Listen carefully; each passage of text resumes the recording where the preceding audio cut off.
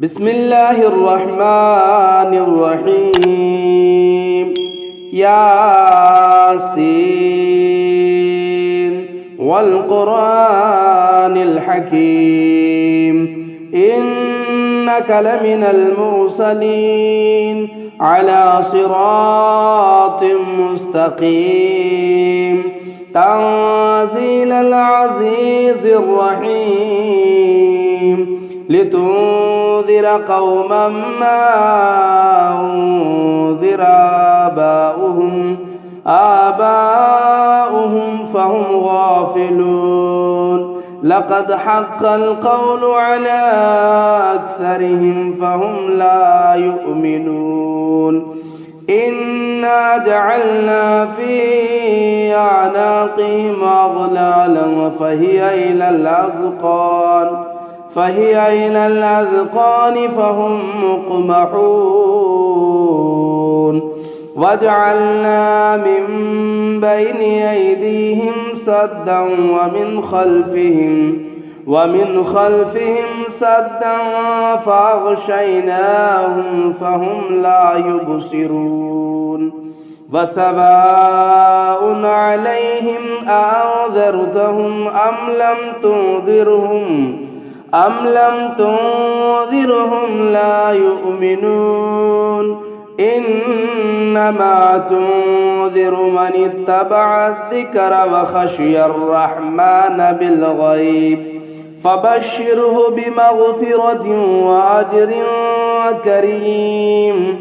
إنا نحن نحيي الموتى ونكتب ما قدموا وآثارهم وكل شيء أحصيناه في إمام مبين واضرب لهم مثلا أصحاب القرية إذ جاءها المرسلون إذا أرسلنا إليهم اثنين فكذبوهما فعززنا بثالث فقالوا إنا إليكم مرسلون قالوا ما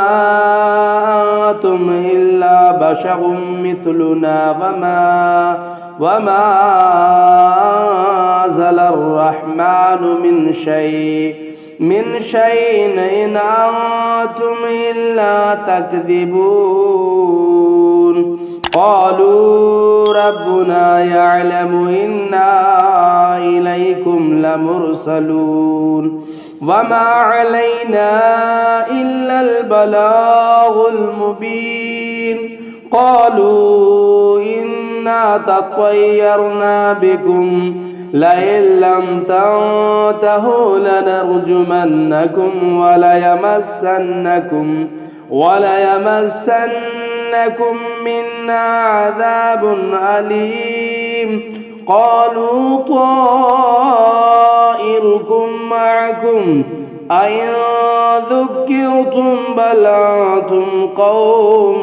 مسرفون وجاء من أقصى المدينة رجل يسعى قال يا قوم اتبعوا المرسلين اتبعوا من لا يسألكم أجرا وهم مهتدون وما لي لا أعبد الذي فطرني وإليه ترجعون أتخذ من دونه آلهة إن يردني الرحمن بضر لا تغني عني شفاعتهم شيئا ولا ينقذون إني إذا لفي ضلال مبين إني آمنت بربكم فاسمعون قيل ادخل الجنة قال يا ليت قومي يعلمون بما غفر لي ربي واجعلني من المكرمين وما أرسلنا على قومه من بعده من جند من السماء وما كنا منزلين إن كانت إلا صيحة واحدة فإذا هم خامدون يا حسرة على العباد ما يأتيهم من رسول إلا كانوا به يستهزئون ألم يروا كم أهلكنا قبلهم من القرون أنهم إليهم لا يرجعون وإن كل لما جميع لدينا محضرون وآية لهم الأرض الميتة أحييناها وأخرجنا منها حبا فمنه يأكلون وجعلنا فيها جنات من نخيل وأعناب وفجرنا فيها من العيون ليأكلوا من ثمره وما عملته أيديهم أفلا يشكرون سبحان الذي خلق الأزواج كلها مما تنبت الأرض ومن أنفسهم ومما لا يعلمون وآية لهم الليل نسلخ منه النهار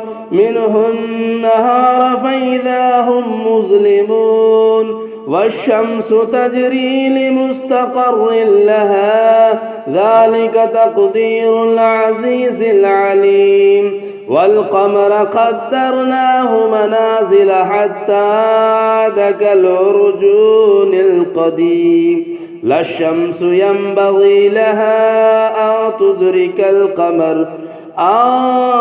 تدرك القمر ولا الليل سابق النهار وكل في فلك يسبحون وآية لهم أنا حملنا ذريتهم في الفلك المشحون وخلقنا لهم من مثله ما يركبون وإن نشأ نغرقهم فلا صريخ لهم ولهم ينقذون إلا رحمة منا ومتاعا إلى حين وإذا قيل لهم اتقوا ما بين أيديكم وما خلفكم لعلكم ترحمون وما تأتيهم من آيات ربهم إلا كانوا عنها معرضين وإذا قيل لهم أنفقوا مما رزقكم الله قال الذين كفروا للذين آمنوا أنطعم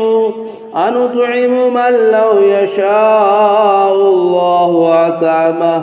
إن أنتم إلا في ضلال مبين ويقولون متى هذا الوعد إن كنتم صادقين ما ينظرون إلا صيحة واحدة تأخذهم وهم يخصمون فلا يستطيعون توصية ولا إلى أهلهم يرجعون ونفخ في الصور فإذا هم من الأجداث إلى ربهم ينسلون قالوا يا ويلنا لنا من بعثنا من مرقدنا هذا ما وعد الرحمن وصدق المرسلون إن كانت إلا صيحة واحدة فإذا هم جميع لدينا محضرون فاليوم لا تظلم نفس شيئا ولا تجزون إلا ما كنتم تعملون إن أصحاب الجنة اليوم في شغل فاكهون هم وأزواجهم في ظلال على الأرائك متكئون لهم فيها فاكهة ولهم ما يدعون سلام قولا من رب رحيم وامتازوا اليوم أيها المجرمون ألم أعهد إليكم يا بني آدم ألا تعبدوا الشيطان إنه لكم عدو مبين وأن اعبدوني هذا صراط مستقيم ولقد أضل منكم جبلا كثيرا أفلم تكونوا تعقلون هذه جهنم التي كنتم توعدون اصلوها اليوم بما كنتم تكفرون اليوم نختم على أفواههم وتكلمنا أيديهم وتشهد أرجلهم بما كانوا يكسبون ولو نشاء لطمسنا على أعينهم فاستبقوا الصراط فأنى يبصرون ولو نشاء لمسخناهم على مكانتهم فما استطاعوا مضيا ولا يرجعون ومن نعمره ننكسه في الخلق أفلا يعقلون فما علمناه الشعر وما ينبغي له إن هو إلا ذكر وقرآن مبين لينذر من كان حيا ويحق القول على الكافرين أولم يروا أنا خلقنا لهم مما عملت أيدينا أنعاما فهم لها مالكون وذللناها لهم فمنها ركوبهم ومنها يأكلون ولهم فيها منافع ومشارب أفلا يشكرون واتخذوا من دون الله آلهة لعلهم ينصرون لا يستطيعون نصرهم وهم لهم جند محضرون فلا يحزنك قولهم إنا نعلم ما يسرون وما يعلنون أولم ير الإنسان أنا خلقناه من نطفة فإذا هو خصيم مبين وضرب لنا مثلا ونسي خلقه قال من يحيي العظام وهي رميم قل يحيي الذي أنشأها أول مرة وهو بكل خلق عليم الذي جعل لكم من الشجر الأخضر نارا فإذا أنتم منه توقدون أوليس الذي خلق السماوات والأرض بقادر على أن يخلق مثلهم بلى وهو الخلاق العليم إنما أمره إذا أراد شيئا أن يقول له كن فيكون فسبحان الذي بيده ملكوت كل شيء وإليه ترجعون بسم الله الرحمن الرحيم. الرحمن علم القرآن خلق الإنسان علمه البيان. الشمس والقمر بحسبان والنجم والشجر يسجدان والسماء رفعها ووضع الميزان ألا تطغوا في الميزان وأقيموا الوزن بالقسط ولا تخسروا الميزان. والأرض وضعها للأنام فيها فاكهة والنخل ذات الأكمام والحب ذو العصف والريحان فبأي آلاء ربكما تكذبان. خلق الإنسان من صلصال كالفخار وخلق الجان من مارج من نار فبأي آلاء ربكما تكذبان. رب المشرقين ورب المغربين فبأي آلاء ربكما تكذبان. مرج البحرين يلتقيان بينهما برزخ لا يبغيان فبأي آلاء ربكما تكذبان. يخرج منهما اللؤلؤ والمرجان فبأي آلاء ربكما تكذبان. وله الجوار المنشآت في البحر كالأعلام فبأي آلاء ربكما تكذبان. كل من عليها فان ويبقى وجه ربك ذو الجلال والإكرام فبأي آلاء ربكما تكذبان. يسأله من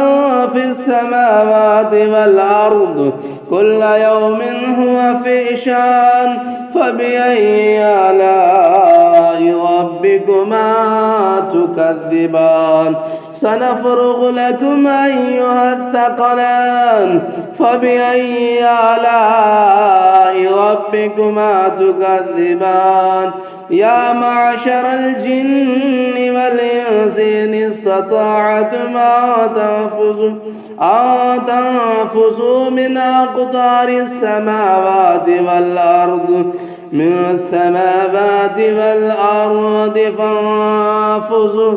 فانفذوا لا تنفذون إلا بسلطان فبأي آلاء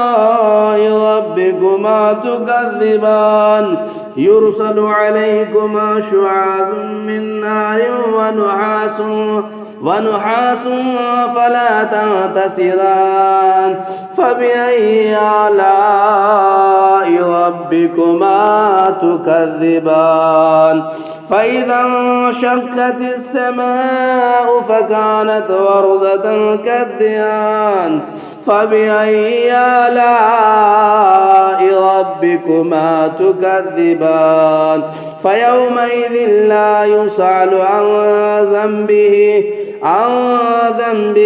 إنس ولا جان فبأي آلاء ربكما تكذبان. يعرف المجرمون بسيماهم فيؤخذوا بالنواصي والأقدام فبأي آلاء ربكما تكذبان. هذه جهنم التي يكذب بها المجرمون يطوفون بينها وبين حميم آن فبأي آلاء ربكما تكذبان. ولمن خاف مقام ربه جنتان فبأي آلاء ربكما تكذبان. ذواتا أفنان فبأي آلاء ربكما ربكما تكذبان فيهما عينان تجريان فبأي آلاء ربكما تكذبان فيهما من كل فاكهة زوجان فبأي آلاء ربكما تكذبان متكئين على فرش بطائنها من استبرق وجنى الجنتين دان فبأي آلاء ربكما تكذبان فيهن قاصرات الطرف لم يطمثهن إنس قبلهم ولا جان فبأي آلاء ربكما تكذبان كأنهن الياقوت والمرجان فبأي آلاء ربكما تكذبان هل جزاء الإحسان إلا الإحسان فبأي آلاء ربكما تكذبان ومن دونهما جنتان فبأي آلاء ربكما تكذبان مدهامتان فبأي آلاء ربكما تكذبان فيهما عينان نداختان فبأي آلاء ربكما تكذبان فيهما فاكهة والنخل والرمان فبأي آلاء ربكما تكذبان فيهن خيرات حسان فبأي آلاء ربكما تكذبان حور مقصورات في الخيام فبأي آلاء ربكما تكذبان لم يطمثهن إنس قبلهم ولا جان فبأي آلاء ربكما تكذبان متكئين على رفرف خضر وعبقري حسان فبأي آلاء ربكما تكذبان تبارك اسم ربك ذو الجلال والإكرام بسم الله الرحمن الرحيم تبارك الذي بيده الملك وهو على كل شيء قدير الذي خلق الموت والحياة ليبلوكم أيكم أحسن عملا وهو العزيز الغفور الذي خلق الموت والحياة ليبلوكم أيكم أحسن عملا وهو العزيز الغفور الذي خلق 7 سماوات طباقا ما ترى في خلق الرحمن من تفاوت فارجع البصر هل ترى من فطور ثم ارجع البصر كرتين ينقلب إليك البصر خاسئا وهو حسير ولقد زينا السماء الدنيا بمصابيح وجعلناها رجوما للشياطين وأعتدنا لهم عذاب السعير وللذين كفروا بربهم عذاب جهنم وبئس المصير إذا ألقوا فيها سمعوا لها شهيقا وهي تفور تكاد تميز من الغيظ كلما ألقي فيها فوج سألهم خزنتها ألم يأتكم نذير قالوا بلى قد جاءنا نذير فكذبنا وقلنا ما نزل الله من شيء إن أنتم إلا في ضلال كبير وقالوا لو كنا نسمع أو نعقل ما كنا في أصحاب السعير